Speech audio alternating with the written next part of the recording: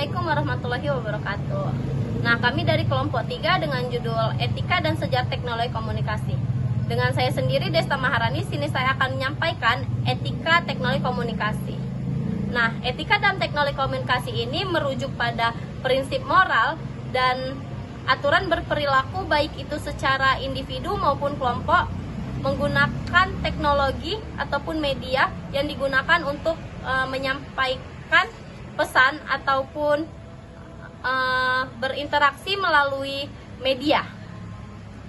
Nah, peranan etika ini mungkin bisa membuat kita lebih bertanggung jawab untuk menyampaikan pesan-pesan yang ingin kita sampaikan dan menjaga hak-hak individu serta mengoptimalkan agar tidak ada penyalahgunaan teknologi tersebut.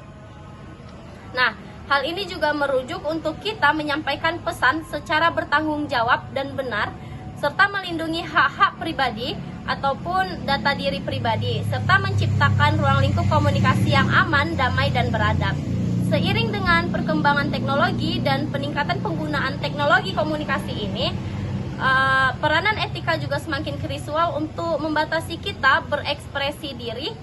Dan adapun dampak dari penyalahgunaan ataupun melanggar etika ini yaitu berdampak pada diri kita sendiri maupun kelompok gitu, bisa terhadap diri kita sendiri maupun lingkungan sekitar. Demikian yang saya sampaikan. Terima kasih. Saya, Aida Syafitri Lubis, akan membahas tentang prinsip-prinsip etika teknologi komunikasi. Ada beberapa prinsip-prinsip utama yang menjadi dasar etika dalam komunikasi berbasis teknologi, yaitu yang pertama, kebenaran dan kejujuran. Setiap informasi yang disampaikan melalui media digital harus berdasarkan fakta, tidak dimanipulasi dan tidak menyesatkan publik. Menyebarkan informasi palsu atau hoaks tidak hanya melanggar etika, tetapi juga dapat menimbulkan kepanikan, kebingungan, dan kerugian sosial. Yang kedua, ada privasi. Dalam era digital, data pribadi sangat mudah diakses dan disebarluaskan. Oleh karena itu, menjaga kerahasiaan dan menghormati privasi orang lain adalah kewajiban etis. Penggunaan data seseorang tanpa persetujuan, baik untuk tujuan komersial maupun pribadi, merupakan pelanggaran serius. Yang ketiga, tanggung jawab sosial. Teknologi komunikasi harus digunakan untuk meningkatkan kualitas hidup masyarakat, bukan untuk menyebarkan kebencian, intimidasi, atau diskriminasi. Ujaran kebencian, pelecehan, dan konten yang merusak moral publik harus dihindari demi menciptakan ruang digital yang sehat. Yang keempat, hak kekayaan intelektual. Setiap karya yang dipublikasikan di internet memiliki hak cipta. Menyalin, menyebarluaskan, dan memodifikasi karya orang lain tanpa izin adalah bentuk pembajakan yang melanggar etika dan hukum. Yang kelima, keadilan dan kesetaraan. Akses terhadap teknologi komunikasi harus merata dan inklusif. Tidak boleh ada diskriminasi berdasarkan suku, agama, ras, jenis kelamin, status sosial, atau latar belakang budaya dalam penggunaan media dan teknologi. Yang keenam, kesopanan digital. Etika sopan santun dalam dunia maya sama pentingnya dengan interaksi di dunia nyata.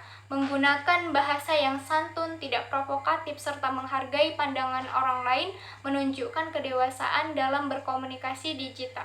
Sekian dari materi saya, terima kasih. Baik, saya di sini akan membahas tentang sejarah teknologi komunikasi. Nah, jadi dari beberapa ahli telah mengidentifikasikan perjalanan sejarah perkembangan teknologi komunikasi dan pada umumnya itu dibagi menjadi beberapa periode, yaitu periode zaman prasejarah, periode zaman kuno, periode abad pertengahan, dan juga periode media percetakan.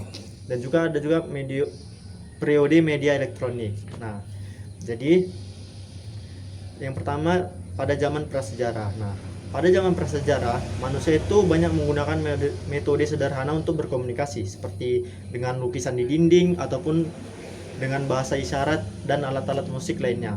Nah, lukisan gua untuk menyampaikan informasi tentang perburuan atau kejadian penting yang mereka lakukan.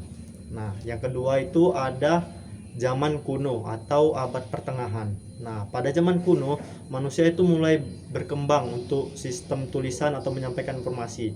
Nah, salah satunya tuh di Cina. ditemukan sistem tulisan yang digunakan untuk administrasi pemerintahan.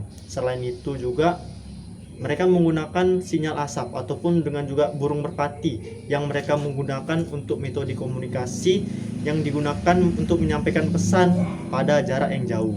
Nah, yang ketiga itu adanya media cetak. Nah, pertama kali dimulai di Cina juga tahun ribuan tahun yang lalu, jauh sebelumnya. Nah, yaitu dengan Jonathan Gutenberg yang mengembangkan mesin cetak pertama pada tahun 1455 di Jerman. Nah, media cetaknya itu salah satu ada surat kabar, buku, dan juga majalah.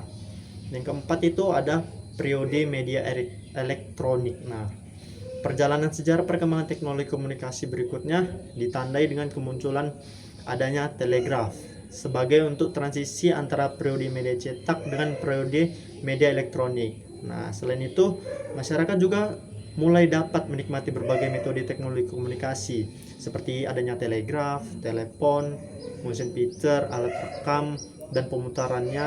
Ada juga radio, televisi kabel dan televisi satelit. Nah, yang sering kita pakai sehari-hari.